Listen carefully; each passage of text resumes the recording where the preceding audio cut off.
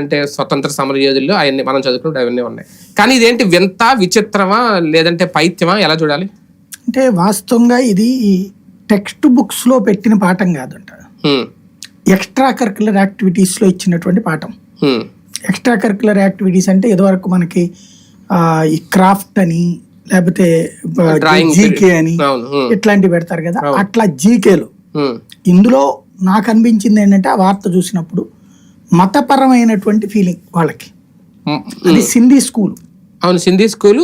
ఈ అమ్మాయి కూడా సింధీ సామాజిక వర్గం అది. అంటే సింధీ పాఠశాల అయ్యేటప్పటికి మతపరంగా మన మతం వాళ్ళు ఎవరెవరు ఉన్నత స్థానాల్లో ఉన్నారు అన్నది తెలియజేయడం కోసం, అవును, వాళ్ళు ఇచ్చిన ఎక్స్ప్లెనేషన్ అది అందుకోసం ప్రయత్నించినట్టు కనబడుతుంది. దీనికి మార్కులు పడవు, ఇది పాఠ్యాంశం కూడా కాదు. ఎక్స్ట్రా కరికులర్ యాక్టివిటీస్ లో మనకి పెద్దల పేర్లు చెప్తుంటారు కదా వాళ్ళ గురించి, ఇప్పుడు గాంధీ గారి గురించి అట్లాగా.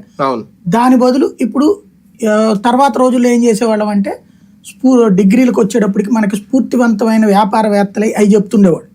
అంటే ఫ్యూచర్ మనం చదువు పూర్తయ్యాక ఎదుగుదల కావాలి అంటే కష్టాలు నష్టాలు పడి ఎలాగా వెల్ సెటిల్డ్ అయ్యారు కొంతమంది అన్నటువంటిది ఎక్స్ప్లెయిన్ చేస్తుండేవాడు.